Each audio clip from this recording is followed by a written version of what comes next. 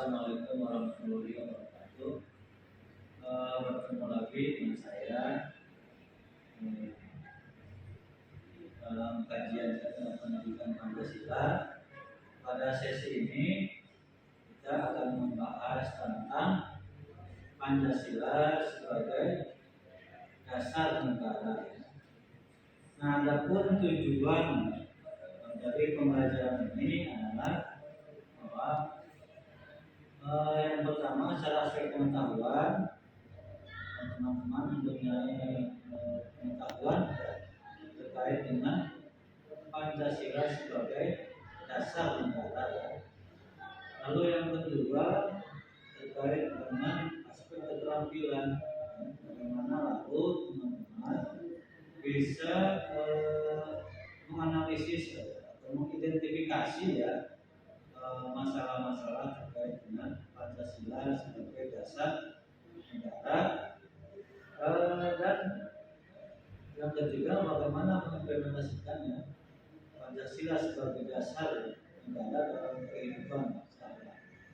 Nah, itu ya 3 tujuan dari pembelajaran Pancasila sebagai dasar negara ya. Nah, baik. Selanjutnya kita pahami dulu, karena bicara dasar negara, kita pahami dulu apa itu negara ya. Apa itu negara? Negara itu adalah sekelompok orang atau sekelompok atau komunitas yang menduduki sebuah wilayah atau daerah dan diorganisir ya, dan diorganisir oleh sekelompok orang ya, atau dikelola ya oleh lembaga politik. Jadi unsur-unsur negara itu kan akhirnya bisa kita kelompokkan. Pertama, ada orang, dalam hal ini adalah warga negara ya. Terus ada wilayah atau daerah, dalam hal ini misalkan negara kesatuan Republik Indonesia. Yang ketiga, ada lembaga yang mengelola, ada yang mengorganisir, dalam hal ini yaitu pemerintah. Nah, jadi itu kan pengertian dan unsur dari negara. Jadi sebelum kita bicara dasar negara, berarti kita pahami dulu apa itu negara dan apa saja unsur-unsur negara ya. Oke, selanjutnya apa itu dasar negara? Apa itu dasar negara? Negara tadi sudah kita ketahui konsepnya, bahwa dasar negara itu apa? Nah, teman-teman, sebagaimana kita ketahui bahwa para pendiri bangsa ya, setelah kita merdeka, lalu pada pendiri bangsa berpikir bahwa Indonesia harus mempunyai dasar, termasuk ideologi. Indonesia mau seperti apa? Indonesia mau kemana? Maka memerlukan sebuah dasar. Sama halnya dengan sebuah bangunan, tentu ada fondasinya. Bangunan yang sekian tinggi tentu kenapa bisa berdiri kokoh, maka itu ada dasar yang kuat ya. Nah, kalau Indonesia bisa bertahan sampai hari ini karena kita punya dasar yaitu Pancasila. Disepakati dasar kita adalah Pancasila. Oke. Nah, selanjutnya adalah ya, apa urgensi dan fungsinya ya dasar negara? Urgensi dan fungsi dasar negara. Pertama, dasar negara itu adalah landasan ya dalam kehidupan berbangsa dan bernegara.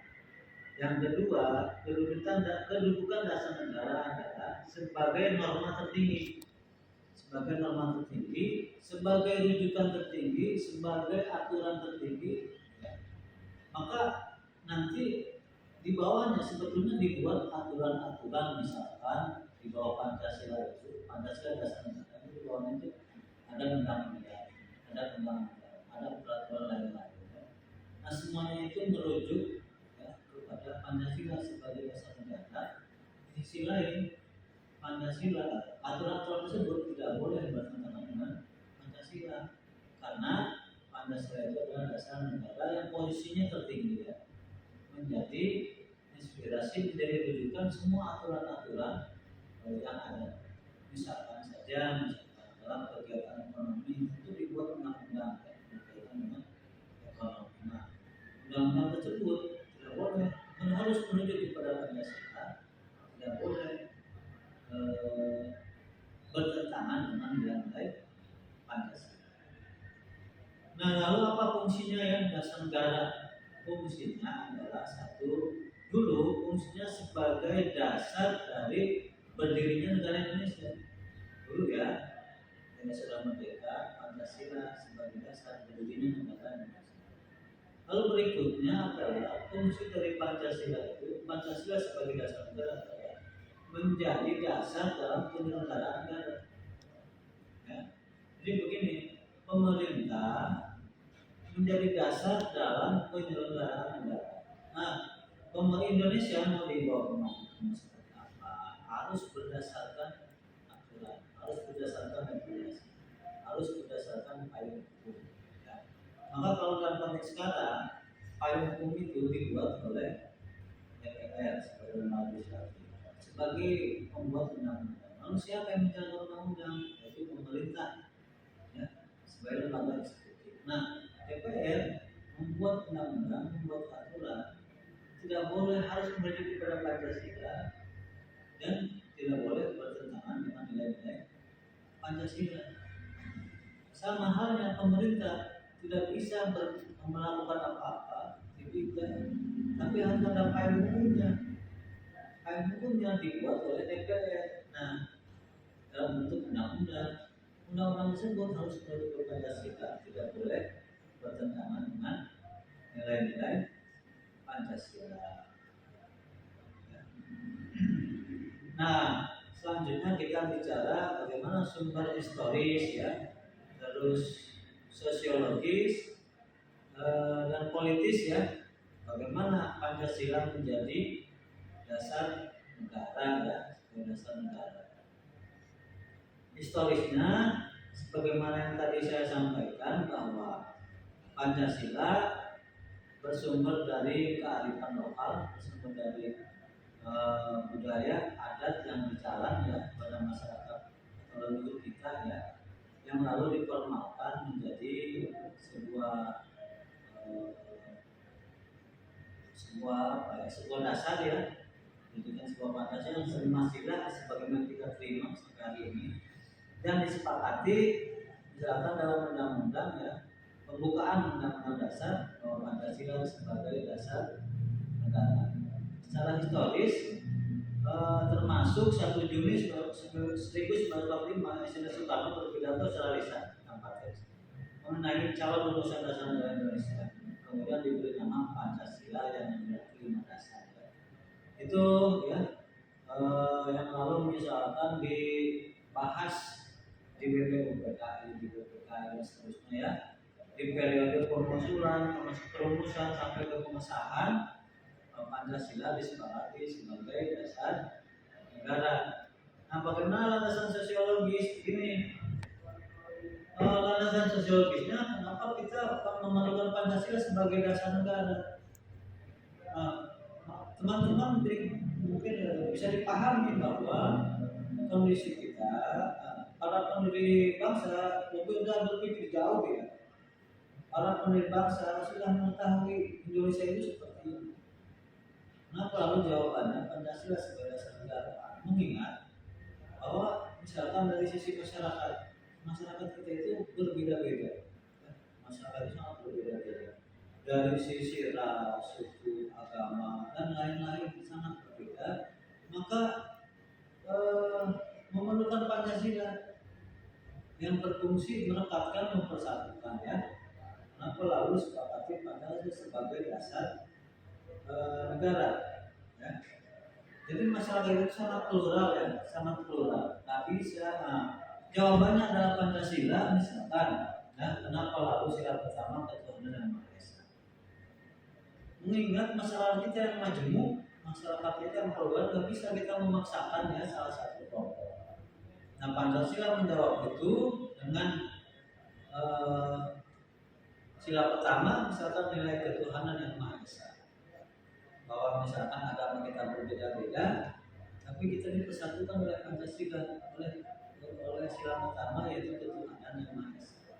Di situ ya terlihat bahwa misalkan Pancasila sebagai dasar negara yang membuat disepakati dan membuat Indonesia kokoh sampai hari ini, bisa bertahan sampai hari ini ya. Oke, landasan politisnya tentu secara politik ini diterima ya. Secara politik ini dibahas di DPUPKI, dan diterima oleh semua kelompok yang ada di DPUPKI dan disebut sebagai dasar Pancasila, sebagai dasar negara, dan tidak disepakati ya Pancasila sebagai dasar negara. Nah teman-teman, kurang lebih itu gambaran dari Pancasila sebagai dasar negara. Nah, nanti kita bisa misalkan latihan ya, misalkan apa saja yang masuk dalam Pancasila sebagai dasar negara, bisa mencari referensi dan sebagainya untuk memperluas. Dua, misalkan bagaimana bagaimana menjelaskan secara yuridis, sosiologis, historis ya Pancasila sebagai dasar negara. Baik, mudah-mudahan video singkat ini, pembelajaran singkat ini dapat bermanfaat sebagai pemahaman ya buat teman-teman terkait dengan Pancasila sebagai dasar negara. Nah teman-teman, selain itu teman-teman bisa analisis juga ya bagaimana tentang negara, apakah sudah masih sejalan dengan Pancasila sebagai dasar negara. Karena Pancasila sebagai dasar penyelenggaraan negara, maka teman-teman bisa perhatikan, bisa analisis apakah penyelenggaraan negara sesuai dengan sesuai dengan Pancasila sebagai dasar negara. Teman-teman bisa menganalisis ya, misalkan dengan sila pertama bagaimana, apakah kebijakan-kebijakan negara ya sejalan dengan nilai Pancasila atau tidak, ataukah perlu dievaluasi ya terkait dengan misalkan rasisme, pembentukan rumah ibadah ya, keyakinan masing-masing agama dan lain-lain, terkait dengan keadilan sosial, kemanusiaan, keadilan beradab ya, persatuan Indonesia misalkan bisa dianalisis banyak, mungkin beberapa terkait dengan penyelenggaraan negara, apakah misalkan pelayanan publik ya, yang sifatnya diskriminatif ya, atau misalkan keadilan sosial bagi seluruh rakyat Indonesia, apakah ada diskriminasi hukum misalkan ya, atau keadilan itu sudah dirasakan oleh seluruh masyarakat, termasuk juga dalam kegiatan demokrasi atau politik juga, apakah misalkan ada yang sudah memaksakan kehendak dalam satu kelompok ya, itu bisa dianalisis oleh teman-teman ya sebagai tindak lanjut dari pembelajaran hari ini. Baik, mudah-mudahan pembelajaran ini dapat bermanfaat. Sampai ketemu di pembelajaran berikutnya pada kajian pendidikan Pancasila. Terima kasih. Assalamualaikum warahmatullahi wabarakatuh.